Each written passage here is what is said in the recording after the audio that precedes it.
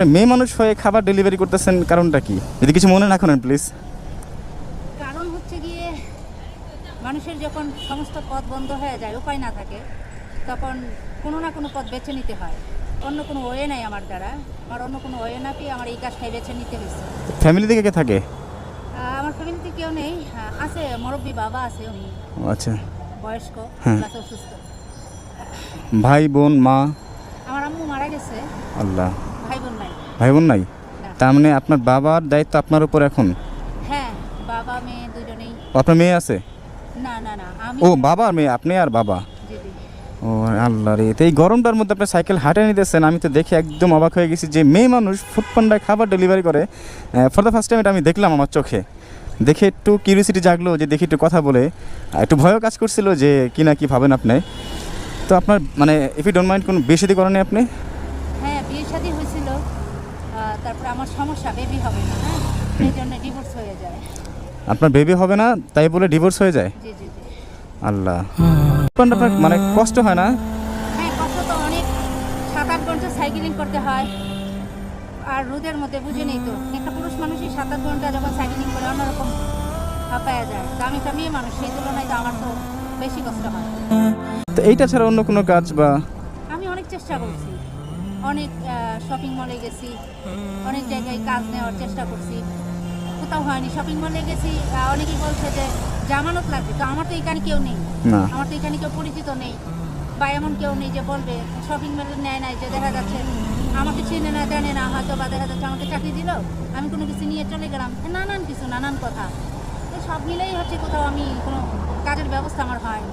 তো এখন আপনার আপন বলতে আপনার বাবাই আছে? হ্যাঁ, তো আমার বাবা। আপনার বাবা অসুস্থ না? হ্যাঁ, তো আপনার বাবার যদি কিছু হয়ে যায় সেই ক্ষেত্রে আপনার তো আপন বলতে কেউ থাকবে না আল্লাহ ছাড়া, তখন আপনার অবস্থা কী হবে? এখনই তো নেই, উনি তো শুধু আছে নামে মাত্র, উনি তো আর কিছু করতে পারে না, ওনার না, না। জীবনেই তো উনি চালাইতে পারে না। তা আপনার জীবন কিভাবে যাবে? এখন আমার জীবন তো একমাত্র সৃষ্টিকারী আল্লাহ, আল্লাহ জানে আমার জীবনটা কিভাবে যাবে। আমি তো আমার চোখে অন্ধকারেই দেখতেছি, আমি তো আমার চোখে আমার জীবন যে আরো ভালো হবে সেটা তো আমি দেখতে পাচ্ছি না। 8-10টা মেয়ের তুলনায় যারা আপনার এই বয়সে সংসার করতেছে, স্বামী সন্তান নিয়ে দিব্যি সুখে আছে, সেই ক্ষেত্রে আপনি একজন ব্যতিক্রম নারী। কতটা জীবন সংগ্রামী হলে বা আপনার অবস্থা কতটা শোচনীয় হলে আপনি একজন মহিলা মানুষ হয়ে ফুডপান্ডার খাবার অর্ডার করেন বা ডেলিভারি দেন আপনি? তো এই যে তাদের কথা যখন ভাবেন যে আমারও তো একটা সংসার থাকার কথা ছিল, বা আমিও ভাবছি আমার একটা সংসার হবে, বাচ্চা কাচ্চা হবে, তো এই জিনিসটা যখন ভাবেন তখন খারাপ লাগে না যে আল্লাহ কেন আমাকে এই দুনিয়া মানে এই রাস্তায় আনলো এই কষ্টের লাইফে? এটা খুবই খারাপ লাগে। এই খারাপ লাগাটা আসলে কিছু কিছু বিষয় ভাষায় প্রকাশ করা যায় না, ঠিক আছে। আমার প্রতিনিয়তই খারাপ লাগে ভাবলেই, তো অনেক সময় চেষ্টা করি ভুলে থাকার, কিন্তু ভুলে থাকলেও কি ভুলে থাকা যায়? ভুলে থাকা যায় না, এই হচ্ছে বিষয়। আমারও তো স্বপ্ন ছিল যে সংসার করব, পর্দায় থাকবো, আশা করি দেখি বুঝতে পারতেছি।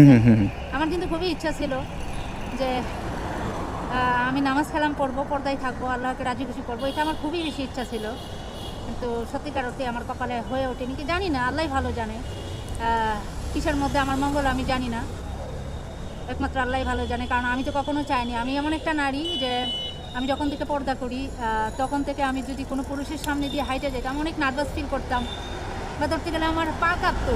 মানে ছোট থেকে পর্দা করেন আপনি? প্রায় 12 সাল থেকে আমি পর্দা করি। ও আচ্ছা আচ্ছা, মাশাআল্লাহ, ভালো। অন্যরকম। আর এখন আমি হাজার হাজার পুরুষের সামনে দিয়ে সাইকেল চালায়া যাই, মানে কতটা মানে দেয়ালে পিঠ থেকে গেলে এই ডিসিশনটা নিতে পারে মানুষ। মানে এটা আসলে অবশ্যই যে যেই নারী বা যেই মানুষটা যে পুরুষ মানুষ দেখলে ভয় পেত বা পুরুষ মানুষের সামনে হেঁটে গেলে হাত পা কাঁপতো, সেই আজ পুরুষ মানুষের দ্বারা দ্বারা করতেছে, খাবার অর্ডার নিতেছে, খাবার ডেলিভারি করতেছে। তা আল্লাহ তাআলা জানি না কোন পরীক্ষা আপনাকে ফেলাইছে, একমাত্র আল্লাহ পাকই ভালো জানেন। তবে আপনাকে দেখে স্যালুট জানাবো যে এই কারণে যে আপনি নারী হয়েও অন্যের উপর নির্ভরশীল না হয়ে আপনি পর্দার ভিতরে থেকেও আপনার জীবিকা নির্বাহ করে যাচ্ছেন। কিন্তু এটা কিন্তু এত সহজ কাজ না। যেমন বর্তমানে সমাজে কিছু নারী আছে দেখেন বেহায়াপনা করতেছে, ছোট পোশাক করতেছে, দিব্যি ওরা ভালো আছে, সেই তুলনায় আপনার লাইফটা আপনি মানে আপনাকে যে আমি কী বলে বুঝাবো বা আমি নিজেও বুঝতেছি না যে আপনাকে কী বলে আমি সান্ত্বনা দেবো বা বুঝাবো।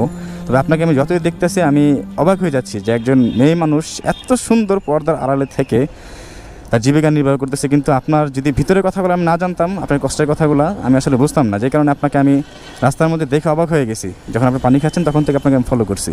হোক আমার রাস্তা ঝাড়ু দেওয়া, মনে মনে ঠিক করলাম যে যাই হোক আমার একটা হালাল কাজ বেছেই নিতে হবে, বেঁচে থাকতে হলে। রাইট। এরপরে হচ্ছে গিয়ে আমি একজন ভাইয়ের মাধ্যমে খোঁজ পাই, ফুড পান্ডা যে ভাই বলতে ওই ভাইয়াটা বলতেছিল যে আপনি যেহেতু কাজ পাচ্ছেন না, তো ফুড পান্ডায় মেয়ে নেয়, আপনি চাইলে ওইখানে যোগাযোগ করতে পারেন। তো আপনি অন্য কোনো ব্যবসা বাণিজ্য করতে পারেন না? আমার তো ওই রকম এবিলিটি নেই, আমার তো ঘর বাড়িই নেই, ইস আমার রে। বাবাই তো থাকে পরের বাড়িতে।